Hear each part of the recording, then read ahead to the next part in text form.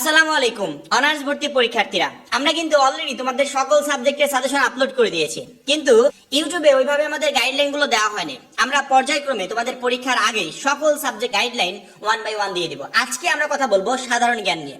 সাধারণ জ্ঞান অবশ্যই গুরুত্বপূর্ণ একটা সাবজেক্ট, এই কারণে আমি বলবো আমাদের কিন্তু এই সাধারণ জ্ঞান রিলেটেড কোনো বই ছিল না, তারপর আমাদের এই বিষয়ে ভর্তি পরীক্ষা দিতে হবে এবং অধিক নাম্বার বলতে টোটালি বেশি নাম্বার তো 20 নাম্বার, এই 20 নাম্বার আবার সাধারণ জ্ঞানে, ঠিক আছে, বাংলা ইংরেজি সাধারণ জ্ঞান তিনটাতে 20-20 করে। সেক্ষেত্রে অবশ্যই সাধারণ জ্ঞানকে আমাদেরকে গুরুত্ব দিতে হবে এই কারণে, কারণ এই বিষয়ে আমরা আগে তেমন কিছু জানতাম না। তবে একটা শিক্ষার্থী যদি চেষ্টা করে সাধারণ জ্ঞান, মানে অন্যান্য সাবজেক্টের কথা আমি বলবো না, একমাত্র সাবজেক্টে সাধারণ জ্ঞান যেখানে ইজি প্রসেস একবারে সহজভাবে 20-এর ভিতর সে 20-ই তুলতে পারবে।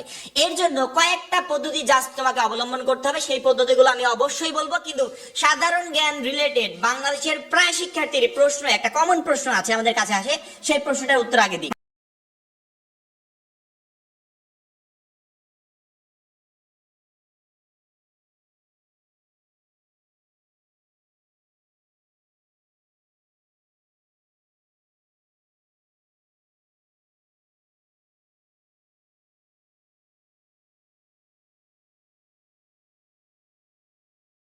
সাধারণ জ্ঞানে তো 20 নাম্বার, নতুন নম্বর বন্টন অনুযায়ী আমাদেরকে জানানো হয়েছে যে সাধারণ জ্ঞানে 20 নম্বরের ভর্তি পরীক্ষা হবে, কিন্তু নতুন নম্বর বন্টনের এই লিস্টে একটা জায়গাতেও একবারের জন্য বলা হয় নাই যে সাধারণ জ্ঞানে বাংলাদেশ রিলেটেড প্রশ্ন আসবে নাকি আন্তর্জাতিক রিলেটেড প্রশ্ন আসবে। এখন শিক্ষার্থীদের প্রশ্ন, আমরা কি বাংলাদেশই জাস্ট পড়বো নাকি আন্তর্জাতিক রিলেটেড যে কোশ্চেন গুলো আছে সেগুলো আমরা পড়বো।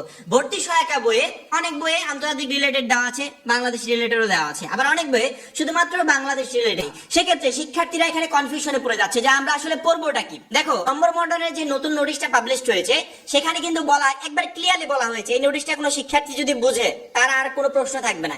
এখানে বলা হয়েছে বাংলায় 20, ইংরেজিতে 20, সাধারণ জ্ঞানে 20 নম্বর থাকবে।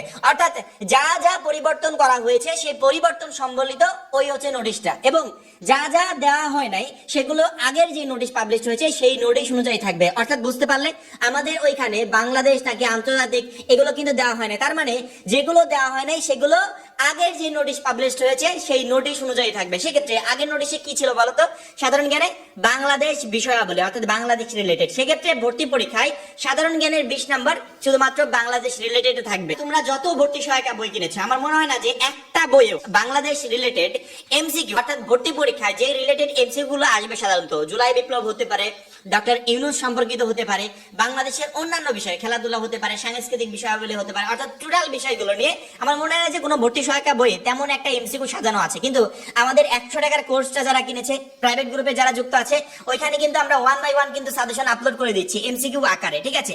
শিক্ষার্থীদের আমাদের কাছে দুইটা চাওয়া ছিল যে ভাইয়া এমসিকিউ আকারে সাধারণ জ্ঞানের বিষয়াবলী যদি দিতেন আমাদের জন্য প্রচন্ড পরিমাণে ভালো হতো, কারণ কি এই সাধারণ জ্ঞান রিলেটেড কোনো বই আমরা আগে পড়ি নাই। সেক্ষেত্রে আমরা চেষ্টা করেছি জুলাই বিপ্লব সম্পর্কিত এমসিকিউ গুলো দেওয়ার। অলরেডি জুলাই বিপ্লব রিলেটেড 200+ এমসিকিউ আমাদের সেই পিডিএফ ফাইলে কিন্তু আপলোড হয়ে গেছে। সেই সাথে সাম্প্রতিক যে বিষয়গুলো আছে, এই সাম্প্রতিক বিষয় রিলেটেড, ডাক্তার ইউনূস সরকার বিষয় রিলেটেড আমাদের এমসিকিউ রেডি হচ্ছে প্রায়